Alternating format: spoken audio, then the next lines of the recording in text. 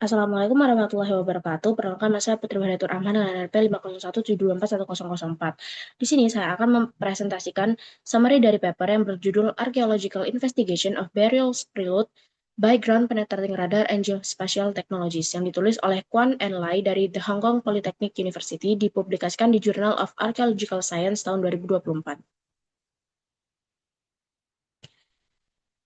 Paper ini berfokus pada penggunaan GPR atau Ground Penetrating Radar yang merupakan alat geofisika yang bisa digunakan untuk mendeteksi struktur bawah tanah tanpa perlu melakukan penggalian. Tujuan utama untuk penelitiannya itu untuk menjawab 4 pertanyaan besar di dalam archaeological pemakaman. Pertanyaan yang pertama adalah, apakah makam itu ada dan di mana batas-batas untuk makam tersebut? Kedua, apakah makamnya masih utuh atau sudah membusuk? Yang ketiga, apakah jenazah dikubur dengan kain kafan atau peti mati? Dan yang keempat adalah, bisakah makam massal dibedakan dari makam biasa? Selain itu, penelitian ini juga bertujuan untuk mengintegrasikan GPR dengan teknologi drone dan GPS untuk melengkapi atau mengatasi keterbatasan data dalam arsip sejarah yang seringkali tidak lengkap. Nah, selanjutnya ada measurement area. Jadi, tiga lokasi pemakaman digunakan sebagai area penelitian. Yang pertama itu adalah kasus military cemetery di Hong Kong Island. Jadi di sini peneliti itu memetakan makam para tawanan perang Jepang dan korban Perang Dunia Kedua yang dikubur antara tahun 1941 hingga 1947. Alat yang digunakan adalah GPR IDS HM-MOD dengan antena 600 MHz. Nah, untuk yang kasus kedua adalah Permitted Burial Ground di Samsung. Ini kasusnya cukup unik karena dia mendeteksi adanya dugaan penguburan jenazah korban pembunuhan di tahun 2004 yang dikuburkan di area makam yang masih kosong. Nah, tapi karena untuk yang di Samsung ini dia medannya berbukit, maka peneliti itu menggunakan drone DJI Matrix 210 untuk membangun model topografi 3 dimensinya dulu sebelum melakukan survei GPR. Nah, yang ketiga adalah kasus civilian cemetery, juga ada di Hong Kong Island. Jadi ini merupakan kasus pencarian makam leluhur pelaut yang bernama Mr. Pickerton yang meninggal tahun 1900. Keluarganya yang ada di Inggris dan di Kanada itu sudah mencari lokasi makam ini lebih dari 100 tahun. Nah, sebelum masuk ke hasil penting, ada beberapa konsep penelitian yang digunakan pada research ini.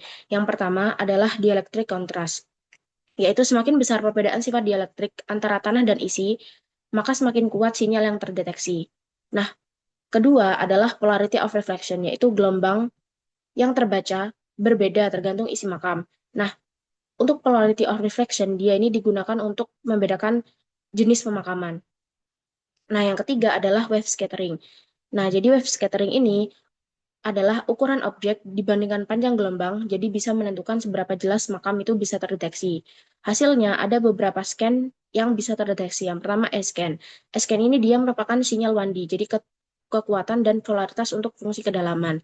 Kemudian ada B-scan. Jadi B-scan ini profil penampang studi size melintang, di mana dia adalah kumpulan dari E-scan yang punya warna.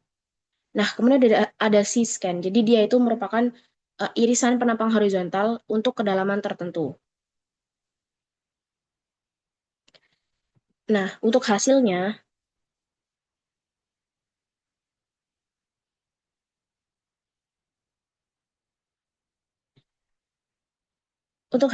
dari survei 2 kasus pertama, peneliti itu bisa mengidentifikasi 3 klasifikasi makam.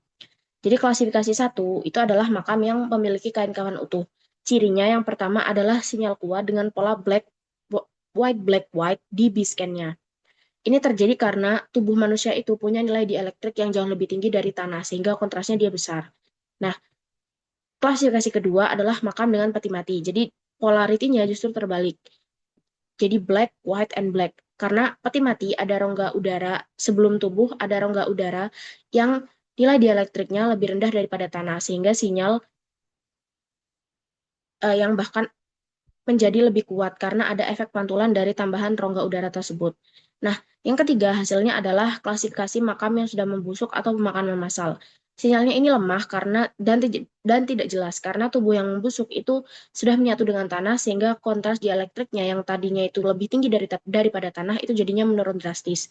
Dimensi objeknya yang terdeteksi juga jauh lebih kecil, hanya sekitar 0,2 hingga 0,5 meter karena dia sudah lapuk dengan tanah.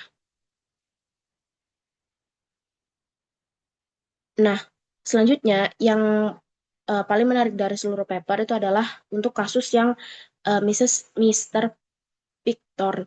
Jadi, dengan menggunakan workflow yang sudah dibangun dari dua kasus sebelumnya, tim ini melakukan GPR di lokasi yang diperkirakan sebagai makam dari Mr. Pinkerton. Hasilnya, untuk DC scan-nya pada kedalaman 1,2 meter itu ada anomali dengan intensitas tinggi. Ketika dikonfirmasi dengan B-scan, di lintasan 4-6 bahwa ada pola hiperbola dengan warnanya itu white black white. Jadi persis seperti makam pertama di mana ada makam dengan kain kafan yang utuh. Nah, lintasan di sekitarnya itu tidak menunjukkan anomali serupa. Jadi ketika disurvei untuk di sekeliling makamnya yang lain itu tidak ada anomali yang seperti ini. Sehingga anomali ini hanya terpusat di satu lokasi dan lebih meyakinkan. Nah, jadi kesimpulannya dengan probabilitas yang tinggi bisa dikatakan bahwa ini adalah lokasi peristirahatan terakhir dari Mr. Pinkerton. Nah, jadi beliau kemungkinan besar tidak ikut tergali pada tahun 1970-an. Jadi makamnya tetap ada di situ. Nah, jadi dari kasus ini dia bisa memberikan kepastian bagi keluarga Mr. Pinkerton yang mencari makamnya tadi. Nah, kemudian untuk interpretasi dan workflow. Jadi penelitian ini menghasilkan workflow yang sistematis, jadi bisa diadaptasi untuk berbagai konteks pemakaman. Mulai dari kajian arsip, survei lapangan, dan pemrosesan hingga klasifikasi akhir. Implikasi metodenya itu sangat luas. Jadi pertama itu metodenya karena dia GPR, jadi dia non-invasif sehingga menjaga kehormatan jenazah. Nah, kemudian yang kedua, integrasi GPR dengan drone atau GNSS RTK itu bisa membuat investigasi lebih akurat dibandingkan dengan metode lain ketika si lokasinya itu medan berbukit. Nah, ketiga, pendekatan itu bisa menjadi solusi ketika ada arsip sejarah yang hilang atau tidak memadai. Nah, yang keempat, manfaatnya itu tidak hanya untuk arkeologi dan penelitian, tapi bisa membantu orang lain untuk mencari uh, makam leluhur yang hilang. Nah, jadi untuk merangkum paper ini bisa membuktikan bahwa JPR itu dia mampu mendeteksi makam yang berusia lebih dari 100 tahun tanpa penggalian. Tiga jenis makam dibedakan dengan pola refleksi dari GPR. Integrasi dengan teknologi geospasial bisa menghasilkan workflow yang akurat di berbagai terrain. Dan untuk studi kasus dari Mr. Pinkerton sendiri, ia bisa menjadi salah satu bukti nyata bahwa GPR ini bisa digunakan untuk menjawab pertanyaan yang tidak terjawab selama lebih dari satu abad. Nah, jadi saya di sini juga akan sekalian menyampaikan untuk kekurangan dan kelebihan dari papernya. Jadi kekurangan dan kelebihan dari papernya itu, yang pertama si papernya ini dia sudah mencantumkan 3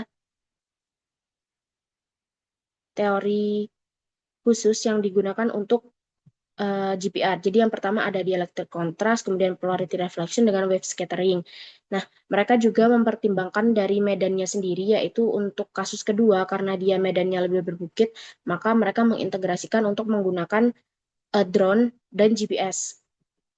Nah, namun kekurangan dari paper ini yang pertama adalah tidak memperhatikan resistivitas dari tanahnya. Jadi tidak mencantumkan seperti apa karakteristik tanah di Hong Kong. Padahal di papernya sendiri mereka menyatakan bahwa untuk resistivitas tanahnya sendiri, untuk konduktivitas tanahnya mereka menyatakan bahwa ini bisa jadi salah satu penghambat untuk di risetnya sendiri. Tapi untuk di risetnya tidak dicantumkan konduktivitas tanahnya itu seberapa. Jadi itu merupakan kelebihan dan kekurangan dari si papernya ini. Nah, begitulah presentasi review paper dari saya. Kurang lebihnya mohon maaf. Wassalamualaikum warahmatullahi wabarakatuh.